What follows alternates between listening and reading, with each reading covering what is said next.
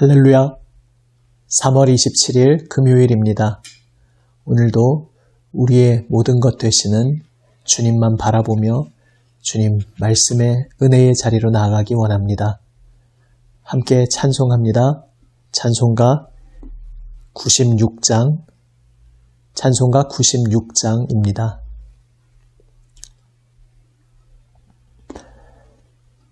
예수님은 누구신가?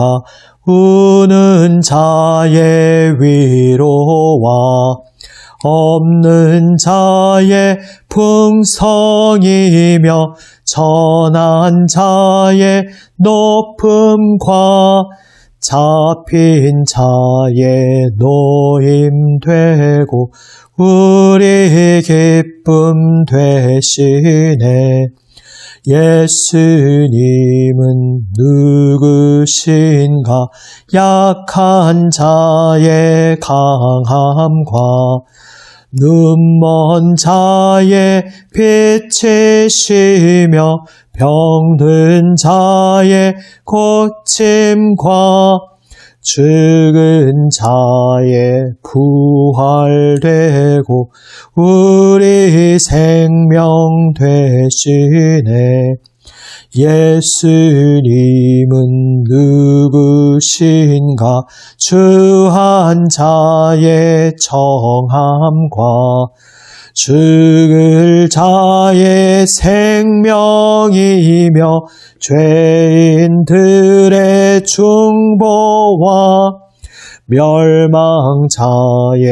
구원되고 우리 평화 되시네. 예수님은 누구신가? 온 교회의 머리와 온 세상의 구주시며 모든 왕의 왕이요 심판하실 주님 되고 우리 영광 되시네. 아멘. 기도하시겠습니다.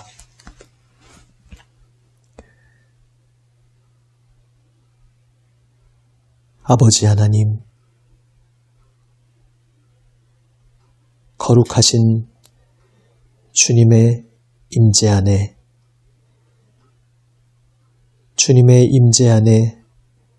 온전히 머물게 하여 주시옵소서.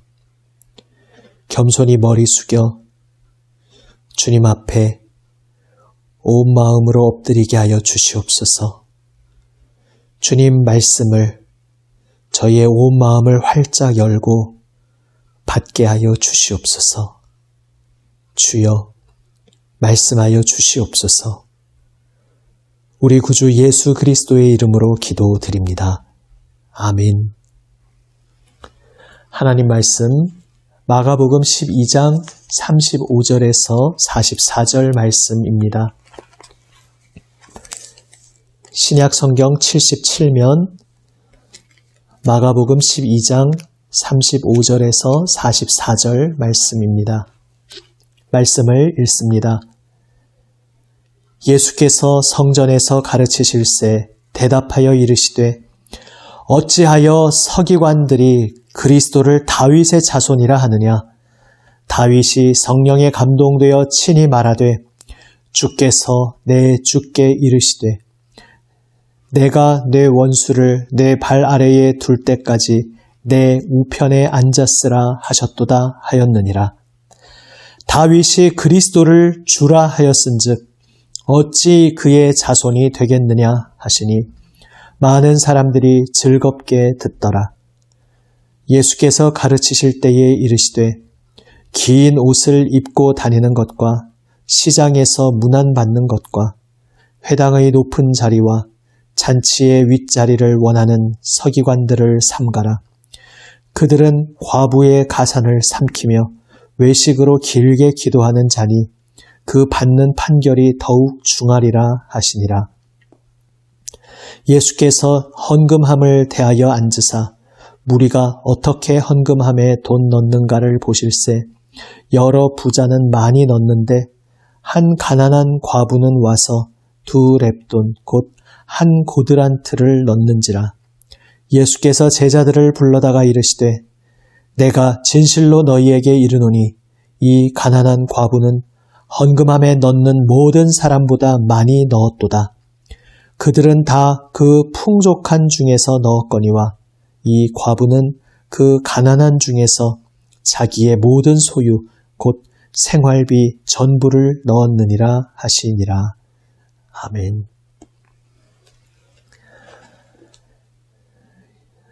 수많은 질문들이 예수님께 쏟아진 후에 이제 예수님께서 한 말씀을 하십니다. 그리스도, 메시아, 바로 유대인들이 대망하고 기다리고 있는 분, 하나님께서 약속하신 그 분에 대한 이야기입니다. 메시아, 그리스도를 기다리는 그들의 소망은 하나님께서 일찍이 다윗에게 주셨던 다윗의 자손에 관한 약속에서 비롯됩니다.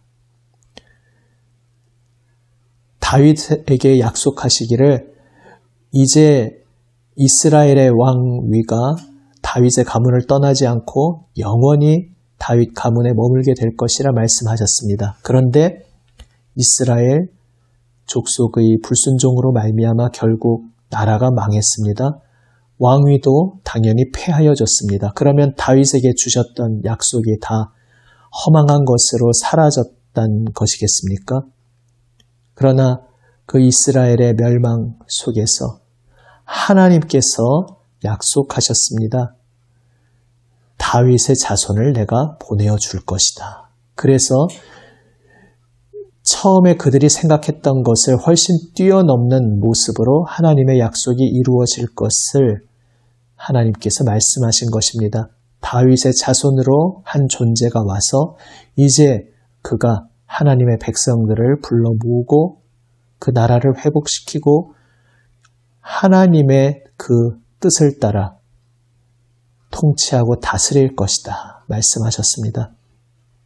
그래서 그 다윗의 자손, 하나님으로부터 기름 부음 받은 자, 기름 부음 받은 자라는 말이 바로 히브리어로 메시아이고 헬라어로 그리스도인 것입니다. 그 메시아에 대한 기대가 유대인들에게 생기고 계속해서 이어져 왔습니다. 예수님께서는 유대인이라면 누구나 알고 있을 당연한 질문을, 당연한 전제를 가지고 말씀하십니다. 그리스도를 다윗의 자손이라고 너희가 부르지 않느냐. 그런데 마치 이의를 제기하신다는 듯이 말씀하십니다. 시편 110편을 인용하십니다. 거기서 다윗이 쓴 시인데 다윗이 그 시에서 고백하기를 이렇게 고백했다는 것입니다. 지금 오늘 읽은 본문에서 주께서 내 주께 이르시되라고 되어 있는데 이제 이것은 이제 여호와라는 하나님의 이름을 성경의 다른 다양한 번역본으로 번역할 때 주님이라고 이제 바꿔서 번역하던 그 전통을 따라서 여기서 그냥 주께서라고 되어 있지만 원래는 여호와께서 내 주께 이르시되라는 본문입니다. 그래서 주께서 내 주께라고 할 때 첫 번째 주는 여호와 하나님을 일컫는 것이고 두 번째 주가 바로 여호와 하나님께서 기름 부어 세우실 메시아 그리스도를 가리키는 말인 것입니다. 그런데 이 시를 쓰고 고백한 것이 다윗입니다. 그러니까 다윗이 이렇게 말했다는 것이죠. 여호와께서 나의 주께 이르시되 이러이러하게 말씀하셨다. 이렇게 하면서 다윗이 메시아를 칭하기를 나의 주님이라고 칭했다는 것입니다. 여기서 바로 이 부분을 꺼내 오셔서 예수님이 사람들에게 질문을 던지십니다. 너희가 알다시피 그리스도 메시아는 다윗의 자손이라고 모두가 알고 있지 않느냐? 그렇다면 한 가지 이상한 것이 있지 않느냐? 왜 다윗은 먼 훗날 자기의 후손으로서 나타날 그 존재 메시아를 향해서 나의 주님이라고 왜 불렀겠느냐? 자기의 까마득한 후손에게 왜 나의 주님이라고 불렀겠느냐? 이 말씀을 하십니다. 그리고는 그 뒤에 더 설명이 없으십니다. 그리스도가 다윗의 자손이 아니라는 말씀이겠습니까? 알다시피 그리스도는 다윗의 자손이라는 칭호를 가지고 있었습니다. 다윗의 자손이 아니라는 것이 아니라 그들이 당시에 생각하고 있던 그런 형태의 다윗의 자손과는 좀 다른 무엇인가, 초월적인 무엇인가가 있다는 것을 넌지시 말씀하고 계신 것입니다. 이제 하나님께서 보내셔서 이 땅에 오시는 그리스도, 메시아는 다윗의 자손이라는 그러한 법적인 후손으로 오는 것은 맞지만 그냥 다윗의 일반적인 육체적 후손에 그치는 존재가 아니다. 그렇기에 다윗은 그를 나의 주님이라고 부른 것이다 말씀하십니다. 이렇게 말씀하시면서 예수님께서는 바로 메시아 그리스도, 예수님 자신이시죠. 그 그리스도가 초월적 존재라는 것을 이렇게 시편 110편을 통해 말씀하십니다. 그런데 여기서 중요한 것이 있습니다. 그러면 예수님께서 이 말씀을 왜 하시겠습니까? 그리스도가 당시 유대인들이 생각하던 그러한 모습의 다윗의 자손이 아닌 초월적인 존재라는 것을 어떤 이유 때문에 지금 강조하고 계신 것이겠습니까? 유대인들이 기대하던 다윗의 자손은 다윗이 군사적인 그러한 무력을 휘둘러서 많은 땅을 정복했던 것처럼, 그리고 그러한 물리적인 통치력을 행사한 왕의 그러한 모습처럼 그러한 모습의 왕으로 올 것이라고, 칼을 휘두르고 정복하고 그리하여 영토를 온 세상 끝까지 확장하여 그렇게 나라를 확립할 그러한 존재라고 사람들은 기대하고 있었습니다. 그런데 지금 그리스도가 초월적 존재인 분으로서 오신다면 이야기가 달라집니다. 그들이 생각하는 다윗의 자손과는 굉장히 많이 다른 그림이 펼쳐질 것이라는 사실입니다. 그리고 이것은 이제 예수님의 온 일생의 삶과 가르침의 맥락에서 이해해야 됩니다. 마가복음을 보며 계속해서 지금 나누었던 주제가 있습니다. 제자들과 백성들은 그리스도에 대해서 어긋난 기대를 가지고 있었습니다. 그러나 예수님께서는 그러한 제자들에게 계속해서 그리스도가 십자가에서 죽어야 할 것을 말씀하고 계셨습니다. 그리고 이제 오늘 말씀하시기를 그 그리스도는 초월적인 존재, 다윗이 나의 주님이라고 마땅히 부를 그러한 분이심을 이야기했습니다. 두 가지를 결합하면 어떤 이야기가 됩니까? 초월적이신 분, 바로 하나님의 아들이신 그 분이, 다윗이 나의 주님이라고 불러야 할 그 분이 이 땅에 오시고, 그분이 바로 메시아 그리스도이시고, 이제 그 그리스도께서 초월적인 존재로서, 그런데 그분이 이 땅에 오셔서 그분은 십자가 죽음으로 나아간다는 사실입니다. 이 모든 것은 당시에 유대인들이 생각하고 있던 다윗의 자손에 대한 기대, 그림과는 너무나 다른 것이었습니다. 하나님의 아들이시지만 그것을 가지고 자신을 높이거나 자신의 영향력을 강제로 행사하시거나 정복하고 짓밟는 그러한 분이 아니라 자신의 죽음으로써 온 세상을 살리시는 그러한 그리스도, 그러한 메시아, 그 주님이 이제 그분의 그 방법으로, 바로 하나님의 방법으로 세상을 새롭게 하신다는 것을 이제 똑똑히 보아라, 십자가를 앞두신 예수님께서 미리 말씀하고 계신 것입니다. 그리고 예수님의 이 말씀은 오늘 본문 뒤에 이어지는 나머지 부분과도 이어지는 통하는 주제가 있습니다. 당시에 많은 사람들, 종교의 이름으로 존경받는 스승 노릇을 하고 있었습니다. 긴 옷을 입고 다니고 시장에서 사람들로부터 아이고 선생님 인사를 받고, 그리고 회당에서 높은 자리, 잔치의 윗자리를 차지하면서 자신이 무언가 더 있는 존재, 더 존경받을 만한 그러한 마땅한 자라고 대접받는 것을 종교의 이름으로 하나님의 이름으로 즐기던 사람들이 그 종교계를 채우고 있었습니다. 그러나 예수님께서는 하나님의 길은, 하나님의 마음은 그러한 모습과는 너무나 다르다 말씀하십니다. 하나님은 어떤 분이십니까? 그 독생자, 겸손히, 초월적 존재이신 그분이 겸손히 우리와 같은 인간으로 오셔서 우리의 모든 죽음을 그 몸에 짊어지시고 십자가에 오르시는 바로 그러한 분이십니다. 그러하기에 종교의 이름으로 조금 더 높은 자리를 차지하고 조금 더 명예와 존경을 누리는 그러한 종교적 놀이를 하는 그러한 모습은 하나님과는 전혀 어울리지 않는 길이라고 주님께서 말씀하고 계십니다. 오늘 우리도 교회가 조직화되고 또 왕성해지면서 다 귀한 일이지만 자칫 그러한 속에 정말 핵심적인 생명의 알맹이를 혹 놓치고 있지는 않은가 우리 자신을 잘 돌아보아야 하겠습니다. 교회에 와서 많은 활동이 일어나고 수많은 관계와 인사와 그 속에서 서로 높이고 존중하고 다 좋은 일들일 수 있지만 그러한 속에서 그러한 종교적 껍데기만 왕성하게 왔다 갔다 하고 어느새 나도 모르는 사이에 사람들로부터 인사받고 대접받고 존중받고 인정받고 꼭 어떤 아주 그릇된 허영심이 아니라 아주 소박한 별로 대단치 않은 아주 소박한 그러한 만족일 수 있습니다. 사람들로부터 인정받는 것, 사람들로부터 환영받는 것.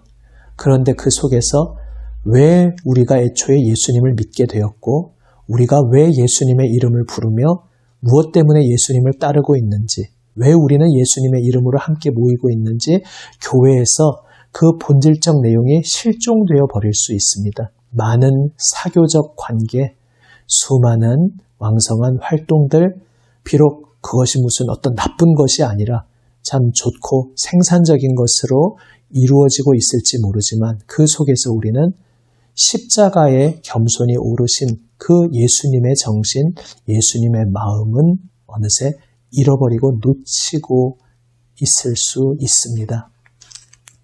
가난한 한 과부에 대해 예수님 말씀하십니다.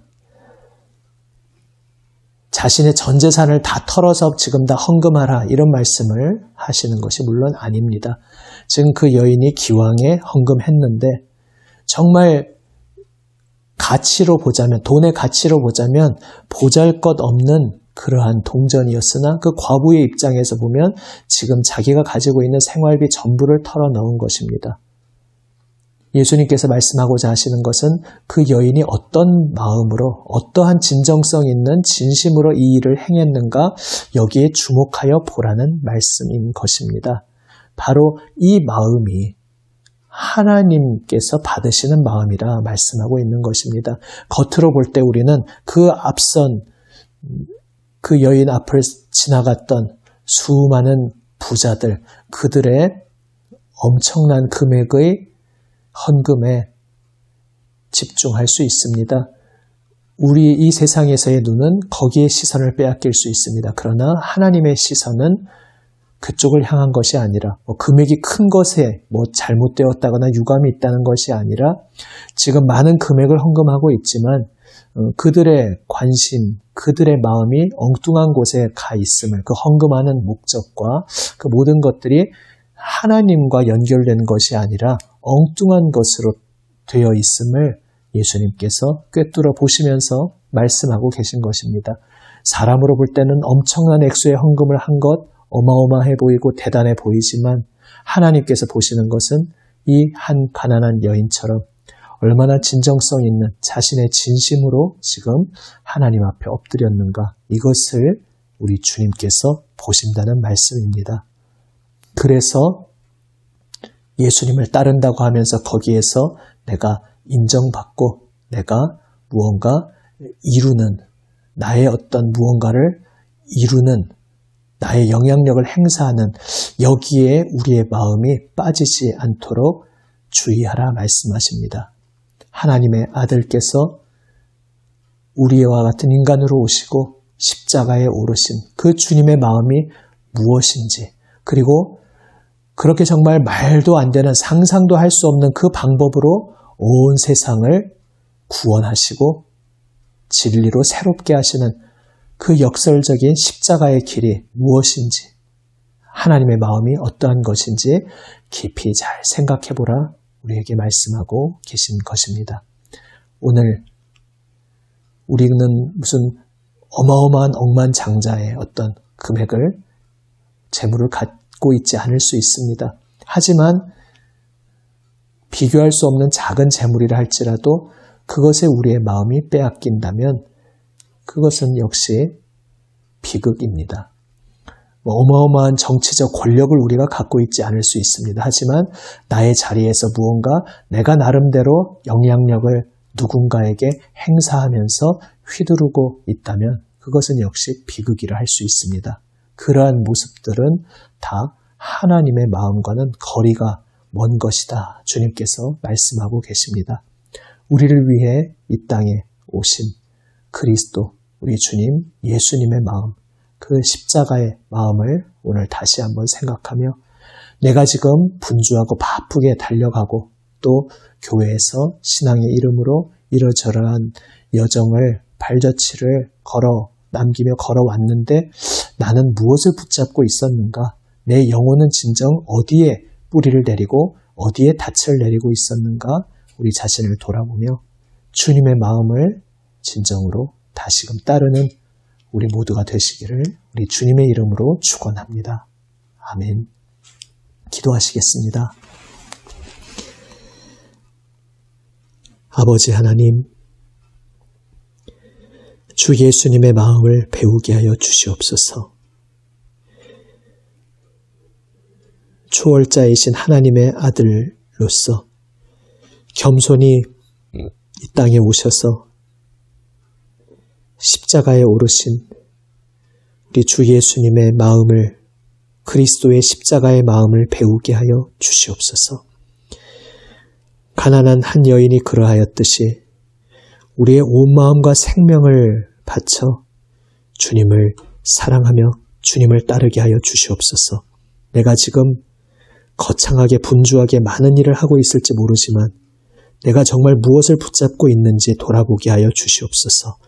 예수님을 왜 따르고 있는지, 왜 따르게 되었는지, 지금은 무엇을 붙잡고 따르고 있는지, 예수님께서 우리에게 말씀하여 주시는 주님의 마음 그 본질을 정말로 붙잡고 주님을 따르고 있는지 오늘 다시 한번 저희를 돌아보게 하여 주시옵소서. 우리 구주 예수 그리스도의 이름으로 기도드립니다. 아멘. 하늘에 계신 우리 아버지, 아버지의 이름을 거룩하게 하시며 아버지의 나라가 오게 하시며 아버지의 뜻이 하늘에서와 같이 땅에서도 이루어지게 하소서. 오늘 우리에게 일용할 양식을 주시고 우리가 우리에게 잘못한 사람을 용서하여 준 것 같이 우리 죄를 용서하여 주시고 우리를 시험에 빠지지 않게 하시고 악에서 구하소서. 나라와 권능과 영광이 영원히 아버지의 것입니다. 아멘.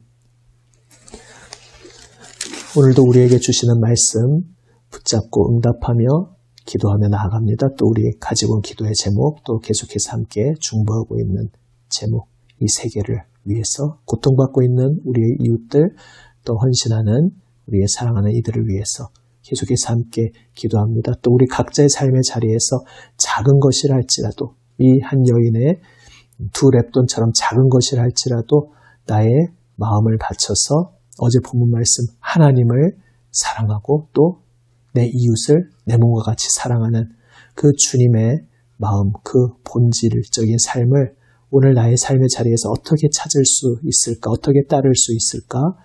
주님 지혜를 주시고 주님의 뜻을 알려주시옵소서. 기도하며 또 실천으로 응답하며 나아가는 우리가 되기를 원합니다. 금요일 특별히 온 세계 위에서, 특별히 세계 속에 여러 가지 이유로 인해 정치적으로나 또 사상적으로나 또 종교적으로나 여러 가지 이유로 고통받고 압제당하는 이들을 위해서, 또 자연재해나 여러 가지로 고통받는 이들을 위해서 또 기도하는 요일입니다. 함께 기도의 제목 붙잡고 기도하며 나아갑니다. 기도하시겠습니다.